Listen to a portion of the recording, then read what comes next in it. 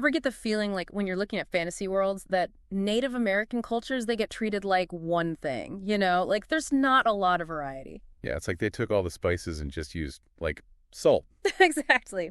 But get ready for something different because we're diving into a world where that's not the case at all. Yeah, this is exciting stuff. We're talking about the Awasokan people, and we've got excerpts from Heirs 2.pdf. It's an RPG supplement, and let me tell you, it is packed with information. It really is, yeah.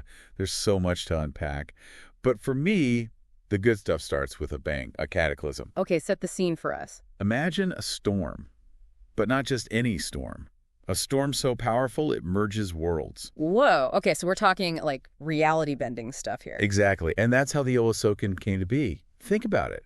The Choctaw, Chickasaw, Quapaw, Osage, all these tribes, each with their own traditions, suddenly thrown together in a whole new world. Wow, that's like a recipe for either disaster or incredible resilience. And that's what's so cool about this, right? Think about the real-world history of those cultures, how they adapted, how they persevered. You start to see the Awasokan spirit right there. They had to be tough just to survive. Huh? But it wasn't just about surviving the storm, right? They landed in a world that already had its own thing going on. Oh, absolutely. It wasn't an empty world, not at all. The Awasokan, they encountered big folk. I mean, it sounds like giants, right? Giants. Okay, I'm intrigued. And then there's mention of small folk. Could be fairies, gnomes, who knows? And they're these creatures with, get this, ears like daggers. Okay, that's a little creepy. I'm getting some serious dark elf vibes from that. Right. It's fascinating how this supplement takes those familiar fantasy tropes, but then gives them this Awasokan spin. It's like familiar, but different. So instead of the same old humans versus elves versus dwarves thing, you've got this whole other layer of cultural complexity. Did they, like, immediately start fighting over territory? Well, that's what's really interesting. Instead of just going to war, the Awasokan, they took a different approach, a different path. They have this whole philosophy called kinship with all beings. It really jumped out at me. Yeah, that really stuck with me too. It's like they see the world as this giant web, right? And everything's connected. Exactly. And they're part of it, not above it. It reminds me of how a lot of Native American tribes viewed nature sacred, full of spirits. The Awasokan, they inherited that deep respect, that understanding that harming nature is harming yourself. It's like they're hardwired for sustainability. Right, like it's in their DNA. It's why they practice rotational hunting, selective harvesting. They even designate periods of ceremonial rest for the land to recover. It's amazing. Wow, ceremonial rest. It's not just about being eco-friendly. It's woven into their entire belief system. I mean, it makes you think, what would our world look like if more cultures adopted that kind of approach? Right. It's a powerful idea. And for our RPG fans listening in, can you imagine the kind of conflicts that could come up?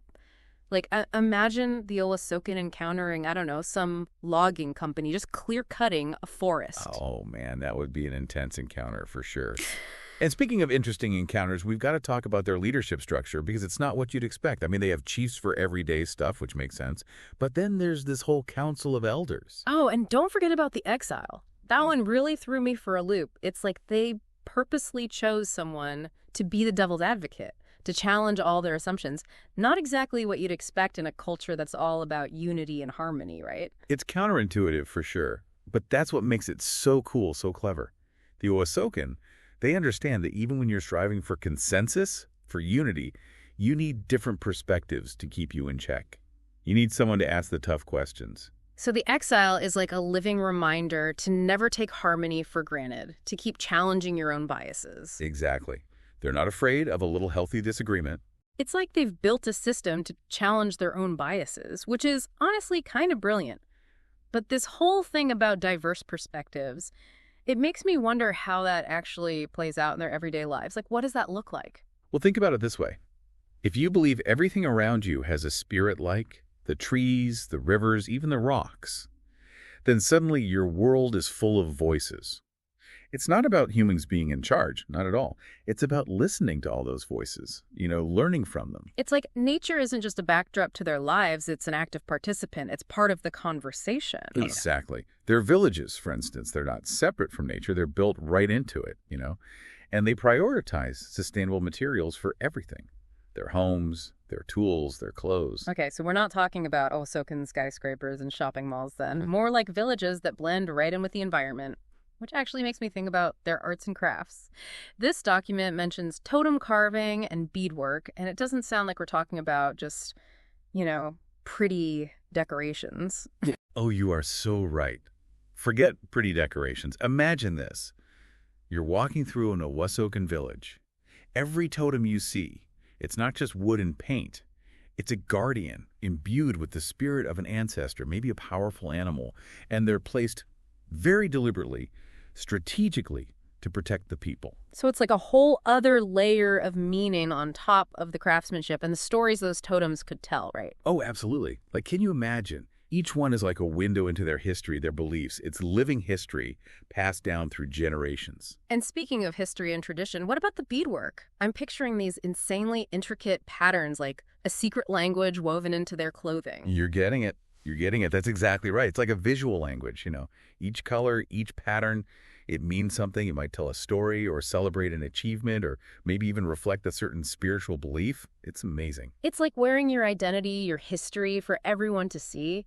And for someone playing an Awasokan character in a game, can you imagine the possibilities? Oh man, the role-playing potential is off the charts. I mean, you could spend hours just crafting a character's backstory and then reflecting it in their clothing, or maybe a special piece of jewelry, or the totem they carry with them. Right, it's like their character sheet is literally woven into their outfit.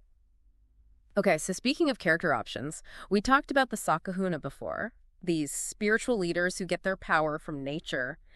And the supplement gives us a glimpse into their magic system, and let me tell you, it's wild. Wild is the right word for it. So remember how we were talking about everything having a spirit? Well, the Sakahuna, they can actually tap into that energy, that life force. Okay, so it's like they're drawing power from the world around them. Exactly. The supplement mentions spells like Spirit of the Oak, where the Sakahuna could actually merge with a tree. They become one with it, drawing on its strength, its wisdom. Wow. Talk about feeling connected to nature. That's amazing. Right? Or there's Whispering Leaves, which lets them talk to the spirits of nature. Imagine the possibilities there. It's like their magic isn't about fireballs and lightning bolts. It's about connecting with the world, becoming part of something much bigger. You got it. That's what makes it so cool, so different. It's about understanding the interconnectedness of everything, It's very thoughtful, very deliberate. This is giving me some serious RPG inspiration, I gotta say. But magic isn't their only thing, right? What about people who prefer a more, shall we say, hands-on approach? Oh, they haven't forgotten about the warriors. This supplement gives a lot of love to the hunter class. There's a whole system of hunter camps, like the bowman, tamer of beasts, tracker, each with special abilities that play into that connection with nature. Okay, so even their warriors are tuned into the natural world. I like that. Oh, yeah. And their weapons are super cool, too. Like, they have this thing called an atlatl, which is basically a spear thrower. But it's not just any spear thrower. It gives them incredible range and accuracy. Okay, now I'm picturing a Awasokan hunter, all decked out in armor made of, bone and wood, calling on their spirit guide for guidance, and just raining down spears with this atlatl.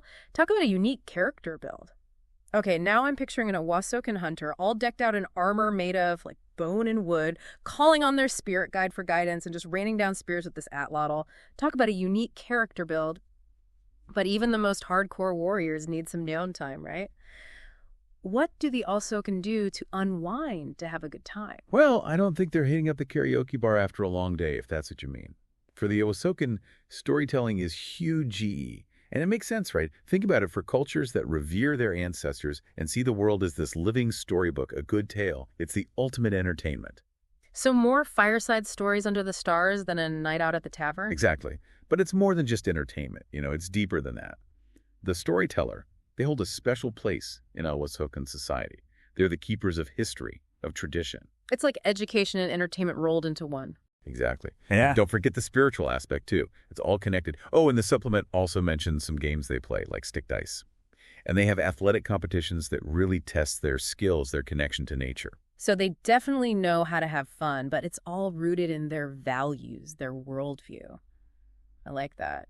We've touched on a few of the unique character options in the supplement, but anything else that our RPG fans out there should be excited about? Oh, there's more, for sure. Remember we talked about that Spirit Walker trait? The one that lets them resist fear and illusions? Yeah, that one was cool. It's like they're so grounded in the real world, the spirit world, that nothing can shake them. Exactly. And when you're playing a character with that trait, it opens up all these amazing role-playing opportunities. Imagine you're a Awasokan character. They walk into a situation, and there's this creature known for its illusions, for messing with people's minds. Right. Everyone else is freaking out, but not the Awasokan. They can see through the illusions. That's so cool. It's like their beliefs, their worldview, it actually gives them an edge in the game. I love that. It adds so much depth to the game. And let's not forget about Horse Whisperer. I mean, how cool is that? To be able to communicate with horses, to have that kind of bond that goes beyond just riding. It speaks to their whole philosophy of respecting all life, right?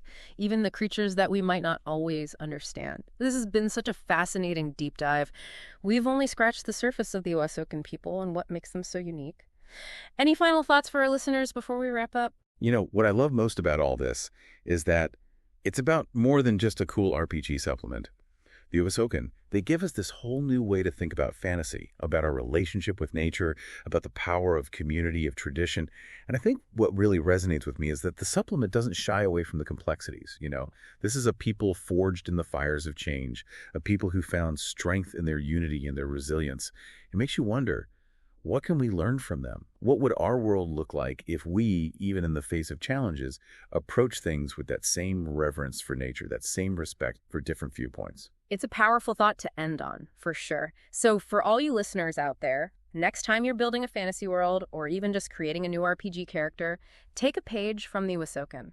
Think about how their unique perspective, their values, could change the game. Thanks for joining us for this incredible deep dive, and we'll catch you next time.